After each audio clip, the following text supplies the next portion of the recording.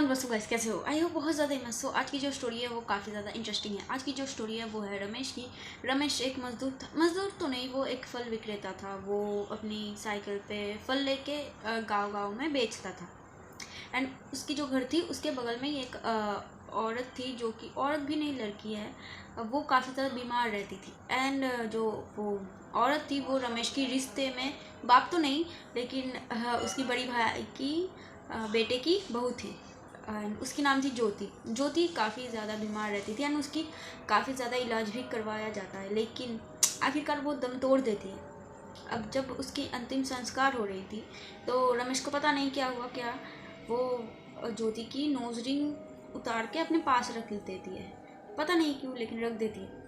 And एक हफ्ता 8 दिन बीत जाता है। तब वो एक दिन क्या होता है कि बहुत रात हो जाती है, फल बेचते बेचते उसे, मतलब काफ़ी ज़्यादा रात हो जाती है, 11 बज जाता है। एंड तब की माहौल काफ़ी ज़्यादा सुनसान था, मतलब गाँव था इसलिए।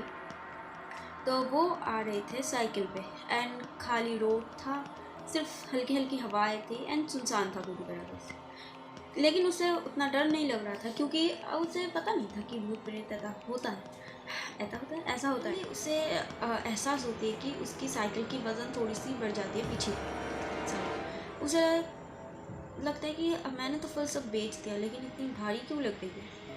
एंड वो पीछे मुड़ के देखती है तो वो देखती है कि उसके पीछे एक डरावनी सी शक्ल की औरत बैठी हुई है। और ये देखते देखते वो बेहोश हो जाती है। एंड उस समय उसी रोड से 2-3 आदमी जा रही थी, उसमें से एक रमेश को पहचानती थी। एंड वो उन दोनों की सहायता से रमेश को अपने घर पहुंचाती है। एंड रमेश अगली सुबह से होश आती है। होश आने के बाद वो जो रात को हुआ वो सोच के डर जाती है। एंड डरने के बाद वो 4-5 दिन काम पे भी नहीं गया था। इसी कारण की वजह से उसकी पत्नी है, उसके बच्चे सवाल करने लगती है कि आप काम पे क्यों नहीं जा रहे।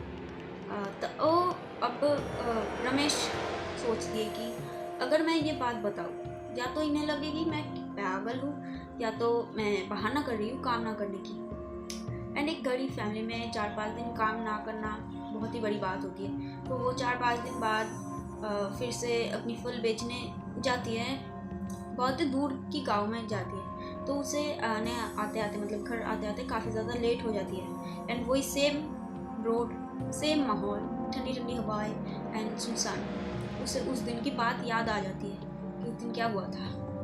एंड वो अपनी साइकिल पे चढ़ती है एंड बहुत ज़ोर से, फुल स्पीड से साइकिल भगाती है।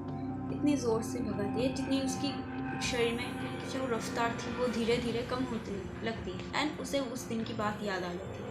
एंड सडनली से फिर से वही वज़न महसूस होता है। अब वो काफ़ी हिम्मत करके साइकिल रोकती है एंड पूछती है कि तुम कौन हो। तो पीछे से आवाज़ आती है कि मैं ज्योति। तो रमेश पूछता है कौन ज्योति। तो बताती है कि आपके बड़े भाई की बेटी की पत्नी। तो मतलब वो जो ज्योति था वो काफ़ी ज़्यादा लाडली था, सबका लाडला था। तो रमेश बोलता है कि हाँ बेटा तुम बोलो।